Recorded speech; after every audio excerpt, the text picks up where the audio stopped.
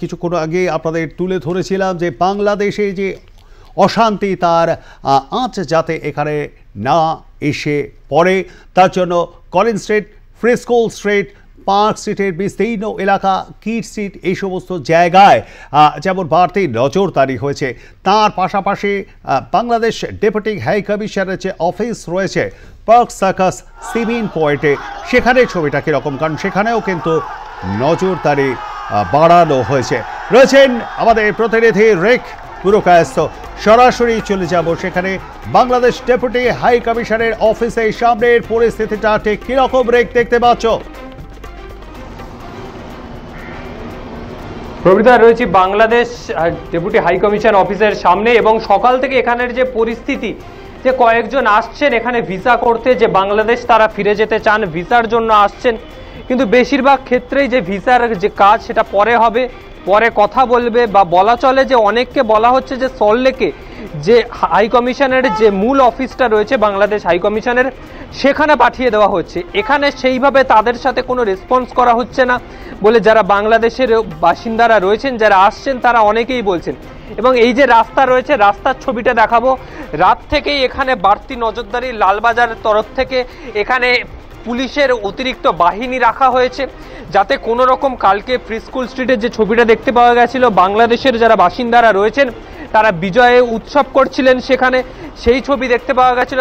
এই জায়গা অত্যন্ত হাই অ্যালার্ট জোন, তাই এই জায়গায় যাতে কোনো রকম কোনো পরিস্থিতি বিশৃঙ্খলা সৃষ্টি না হয়, সেই কারণে রাত থেকেই এখানে বাড়তি নজরদারি রাখা হয়েছে। বিভিন্ন জায়গা থেকে পুলিশ মোতায়েন করা হয়েছে। লালবাজার তরফ থেকেই মূলত এসআই পদমর্যাদা সম্পন্ন প্রচুর অফিসার এখানে রাখা হয়েছে, যারা বিষয়টা পুরো এলাকাটা যারা তাদের একেবারে হাতের তালুর মধ্যে রেখেছেন। এবং এছাড়াও বাংলাদেশ হাই কমিশনের তরফ থেকে 20 জনের একটি প্রতিনিধি দল করা হয়েছে, যারা মূলত এই সময় দাঁড়িয়ে এই যে বিষয়টা বাংলাদেশ ভারতের যে সম্পর্ক, যারা এখান থেকে বাংলাদেশ যাবেন তাদের ভিসা বা ভিসা সংক্রান্ত যারা ওখান থেকে আসবেন তাদের যে হাই কমিশনের যে দায়িত্ব থাকে বা অ্যাম্বাসির যে দায়িত্ব, সেই দায়িত্ব যারা পালন করবে 20 জনের একজন প্রতিনিধি দল করা হয়েছে, যারা পুরো আন্তর্জাতিক এই সময়ের বর্তমান পরিস্থিতি খতিয়ে পুরো বিষয়টা যারা সুষ্ঠুভাবে নিয়ন্ত্রণ করবে। এবং যে এই যে ছবিটা দেখাবো, চারিদিকে পুলিশি টহলদারি চলছে এবং এর পাশাপাশি এই সময় এখানে প্রচুর লোকজন আসছেন ভিসা করতে, ভিসা সংক্রান্ত কথা বলতে, গেটে তারা কথা বলছেন এবং মূলত তাদেরকে সেক্টর 5-এ যে অফিস রয়েছে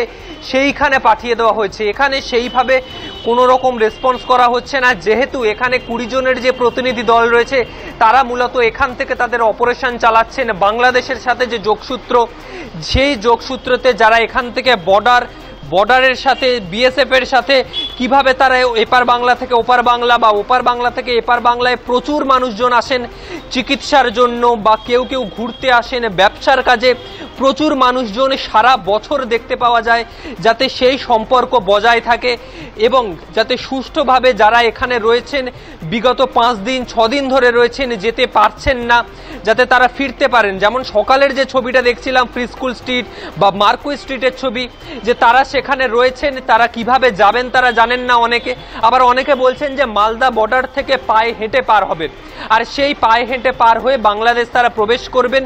যেহেতু ফ্লাইট পরিষেবা বা বিমানের ক্ষেত্রে এই মুহূর্তে পরিষেবা অতটা সুষ্ঠু না হলেও অনেকে আসছেন ভিসা করাতে, যে আগামী সময় যখন চালু হবে যাতে তৎক্ষণাৎ তারা চলে যেতে পারেন, যাতে কোনো রকম কোনো খারাপ পরিস্থিতির সম্মুখীন না হতে হয় আবারও, বা বলা চলে যাতে সুষ্ঠুভাবে তারা তাদের দেশে ফিরতে পারেন এবং যখন প্রয়োজন হয় তারা যাতে আবার আসতে পারেন। এখানে অনেকেই রয়েছেন, দেখতে পাচ্ছি যে যেমন পুলিশি নজরদারি রয়েছেন, একজন রয়েছেন, কথা বলবো একটু। ভিসার জন্য এসেছে, কিছুক্ষণ আগে দেখছিলাম অনেকে এসেছিলেন যে ভিসা করাতে, ভিসা সংক্রান্ত বিষয়ে তারা কথা বলছিলেন এবং তাদেরকে সেক্টর 5-এ পাঠানো হয়েছে। এবং যে ছবিটা দেখাবো একেবারে এই যে মোড়ের মাথা, সেই মোড়ের মাথা দেশবন্ধু মুজিব সরণি, সেই যে সরণি, সেই লেনের সামনে একেবারে পুলিশি নজরদারি, বাড়তি পুলিশি টহলদারি এখানে রয়েছে, সারা রাত ধরে তারা রয়েছেন এবং তারা কতক্ষণ এখানে থাকবেন বা এই যে নিরাপত্তা বলয় যে করা হয়েছে এখানে শুধু এই জায়গাটা নয়, যেহেতু হাই কমিশন অল টাইম এখানে সর্বক্ষণ এখানে হাই অ্যালার্ট জোন থাকে, সারাক্ষণ এখানে যেমন পুলিশি নিরাপত্তা থাকে, কিন্তু বর্তমান সময়ে দাঁড়িয়ে বাংলাদেশের সাথে ভারতের যে সম্পর্ক সেই সম্পর্কের কথা মাথায় রেখে এখানে প্রচুর মানুষজন আসেন, সেই বিষয়টাকেও মাথায় দিয়ে রেখে একটু অতিরিক্ত বাহিনী এখানে মোতায়েন করা হয়েছে লালবাজারের তরফ থেকে। এবং free school street, marquee street, kit street, park street, Camac street, বলা চলে মূলত পার্ক স্ট্রিট সংলগ্ন যে সমস্ত জায়গায় রয়েছে, যে কটা স্ট্রিট রয়েছে যেখান থেকে মূল পরিবহন ব্যবস্থা বা বলা চলে যেখানে টাকা ট্রান্সফার করা হয়, বাংলাদেশি টাকা এখানের সাথে যে ট্রান্সফার করা হয়, যে সমস্ত জায়গা রয়েছে কোথাও বাড়তি জমায়েত বা জমায়েত করতে দেওয়া হচ্ছে না, পুরোপুরি সেই সমস্ত জায়গা বিশেষ নজরদারিতে রাখা হয়েছে পুলিশের তরফ থেকে। কোথাও জমায়েত হলে সেই জমায়েত সরিয়ে দেওয়া হচ্ছে এবং পুরো বিষয়টা কালকে রাত থেকে যেরকম পুলিশি বাহিনী মোতায়েন রয়েছে বিভিন্ন জায়গায়, যে সমস্ত জায়গায় বাংলাদেশের যারা অধিবাসীরা রয়েছেন ভিসার জন্য আসেন বা থাকেন সেই সমস্ত জায়গাগুলি অতিরিক্ত নিরাপত্তা দেওয়া হয়েছে। প্রবিদ্যা, একদমই তাই। ধন্যবাদ আমাদের সঙ্গে থাকবার জন্য। কথা বলছিলাম আমাদের প্রতিনিধি রিক পুরকায়স্থর সঙ্গে। এই মুহূর্তে রয়েছে বাংলাদেশ ডেপুটি হাই কমিশন অফিসের সামনে, একেবারেই সেখানে নিরাপত্তা জোরদার করে দেওয়া হয়েছে। অনেকেই তবে আসছেন যারা বাংলাদেশি নাগরিক, যারা দেশে ফিরতে চান বা যাদের ভিসার মেয়াদ শেষ হয়ে যাচ্ছে তারা সেখানে এক্সটেনশন করতে আসেন, কারণ এই মুহূর্তে কিন্তু সেখানে ঢুকতে দেওয়া হচ্ছে, তবে সেখান থেকে আসছে না। এই মুহূর্তে চোখ রাখবো সব থেকে বড় খবরের দিকে।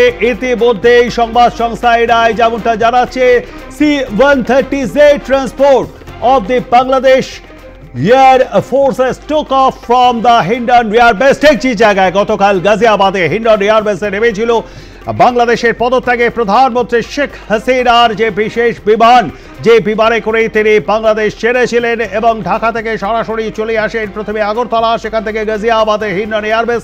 সেখানে আজকে সকাল 9টা নাগাদ এই যানটি কিন্তু উড়েছে, অর্থাৎ C-130Z এই বিমানটি গাজিয়াবাদের বিমান হিন্ডন এয়ারবেস থেকে ইতিমধ্যে উড়েছে। তবে তার গন্তব্যস্থল কোন দিকে, তার মধ্যে শেখ হাসিনা রয়েছেন কিনা বা অন্য কেউ রয়েছেন কিনা সেটা কিন্তু এখনো পর্যন্ত পরিষ্কার করেনি, এমনটাই কিন্তু সূত্রের খবর। সরাসরি এই মুহূর্তে চলে যাব আমাদের প্রতিনিধি সত্যজিৎ চক্রবর্তীর কাছে। সত্যজিৎ, এই বিষয়ে তোমার কাছে কি আপডেট খবর আছে এবং সীমান্তের পরিস্থিতিটাই বা ঠিক কিরকম? প্রবীর, সকাল 9টা নাগাদ শেখ হাসিনা বাংলাদেশ থেকে যে বোয়িংয়ে অর্থাৎ বাংলাদেশ সেনাবাহিনীর যে বিশেষ বিমান, সেই বিমানটি এসেছিল কিন্তু গাজিয়াবাদের হিন্ডন এয়ারবেসে এবং সেখানে ছিলেন তিনি। সেখানে আমাদের এনএসএ প্রধান অজিত দোভাল সহ অন্যান্য গুরুত্বপূর্ণ অফিসিয়ালসদের সাথে কিন্তু বৈঠক করেছেন, পরিস্থিতি বোঝার চেষ্টা করেছেন। তারপর সকাল 9টা নাগাদ কিন্তু উড়ে যায়।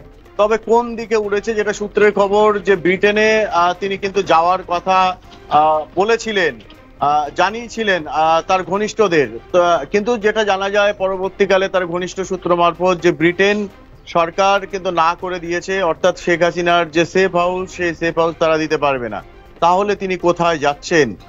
রাতভর এই নিয়ে কিন্তু বিভিন্ন দেশের সাথে হয়। এরপরে যেটা জানা যায় কখনো ফিনল্যান্ড, কখনো গ্রিনল্যান্ড, এরকম বেশ কিছু দেশের নাম কিন্তু শোনা যায়, রাশিয়ার কথা নাম শোনা যায়। রাশিয়া কিন্তু রাজি হয়েছিল শেখ হাসিনাকে সেফ জোন দিতে, অর্থাৎ সেফ হাউস দিতে। তো সেক্ষেত্রে তিনি কোন দিকে গেলেন, লন্ডন নাকি রাশিয়া নাকি গ্রিনল্যান্ড? তো এরকম একটা কিন্তু গুঞ্জন চলছে। তবে সব থেকে আরো একটি যেটা গুরুত্বপূর্ণ বিষয়, এই যে বিমান, সেই বিমানে শেখ হাসিনা আছেন তো, তিনি গেছেন তো, এই প্রশ্নটাও কিন্তু আছে। তবে সবটাই আমাদের দেশের যে সমস্ত সংস্থা কাজ করে থাকে, নিরাপত্তা বলো, গোয়েন্দা বলো, সবকিছু সমস্ত সংস্থা কিন্তু এই মুহূর্তে গোটা বিষয়টার উপরে নজর রেখেছে। বাংলাদেশের সার্বিক পরিস্থিতির উপরে যেমন নজর রেখেছে, ঠিক তেমনি ভাবে বাংলাদেশের প্রাক্তন প্রধানমন্ত্রী, সদ্য প্রাক্তন হওয়া প্রধানমন্ত্রী পদত্যাগ করে আসার পর তিনি কোন দেশে যান, কোথায় থাকেন, তার সেফ হাউস কোথায় হয়, সেদিকেও কিন্তু নজর রেখেছে। পাশাপাশি আরেকটি বিষয় দেখো, উত্তর 24 পরগনার যে পেট্রাপোল সীমান্ত আছে, সেই পেট্রাপোলের যে স্থলবন্দর, সেটা কিন্তু ভারত বাংলাদেশের মধ্যে অন্যতম একটি বড় বন্দর। এবং এই বৃহত্তম বন্দরে সকাল থেকে দেখা গেল যে প্রায় শুনশান, দু একজন লোক তারা কিন্তু যারা পর্যটক বাংলাদেশ থেকে এসেছিলেন তারা কিন্তু আবার বাংলাদেশে ফেরত যাওয়ার জন্য আর কি তাদের দেখা গেছে। আবার দেখা গেল আমদানি রপ্তানির যে সমস্ত গাড়িগুলো ঢুকেছিল সেই গাড়িগুলো কিন্তু আটকে ছিল। তো যখন আজকে সকাল থেকে কিন্তু তুমি জানো কারফিউ তুলে দিয়েছে সেনাবাহিনী, তারপর দেখা গেল তারা ফিরছে। যারা গতকাল গিয়ে আটকা পড়েছিলেন সকালের দিকে গিয়ে, তারা আজ সকালে ফিরলেন। তো তাদের কাছে শুনছিলাম যে তাদের অভিজ্ঞতা কেমন, তারা কিন্তু যথেষ্ট আতঙ্কে ছিলেন। যদিও এই চালকদের কিন্তু বিশেষ জায়গায় রাখা হয়েছিল যাতে করে কোনো রকম কোনো হামলার শিকার না হয়, কোনো অপ্রীতিকর পরিস্থিতির শিকার না হয়। তো এরকম একটা পরিস্থিতি তারপরেও কিন্তু সীমান্ত এলাকায় কালকে দুপুর থেকে কিন্তু সিল করে দেওয়া হয় এবং বাড়তি বিশেষ নজরদারি করা হয়েছে। রাজ্য পুলিশের সঙ্গে বিএসএফ এর অর্থাৎ যারা বর্ডার সিকিউরিটি ফোর্স এবং কেন্দ্রীয় সরকারের অধীনস্থ এই বাহিনী, তাদের সঙ্গে কিন্তু সমন্বয় করে কাজ করার একটা বার্তা এসছে এবং গোটা বিষয়টাতে রাজ্য কেন্দ্র তারা কিন্তু হাতে হাত ধরাধরি করে এই নিরাপত্তা, যেহেতু এটা দেশের নিরাপত্তা সেহেতু কিন্তু তারা কাজ করছেন। বিএসএফ এর গোয়েন্দা বাহিনী ইতিমধ্যেই কিন্তু নামিয়ে দেওয়া হয়েছে। কোথাও কোনো রকম অনুপ্রবেশ হচ্ছে কিনা, কারণ বাংলাদেশে বিভিন্ন জায়গায় কিন্তু হামলা হয়েছে, গত রাতেও সেই হামলা জারি ছিল, বিভিন্ন জায়গায় গোলাগুলি পাওয়া গেছে, নানা রকম অশান্তির ছবি কিন্তু উঠে আসছে। তো স্বাভাবিকভাবে সেই জায়গায় দাঁড়িয়ে একটা অংশের মানুষ তারা কিন্তু ভারতে আসার চেষ্টা করছে। কেউ কেউ আছেন বৈধভাবে, কেউ কেউ আছেন অবৈধভাবেও চেষ্টা করছে। সেদিকে যাতে তাদের চেষ্টা অবৈধ অনুপ্রবেশ যাতে না হয় তার জন্য অতিরিক্ত সদস্য বিএসএফ এর মোতায়েন করা হয়েছে এবং বিএসএফ এর ডিজি দলজিৎ সিং তিনি কিছুক্ষণের মধ্যে আসবেন, এসে কিন্তু এখানে বৈঠক করবেন, পর্যালোচনা করবেন সীমান্ত পরিস্থিতি নিয়ে।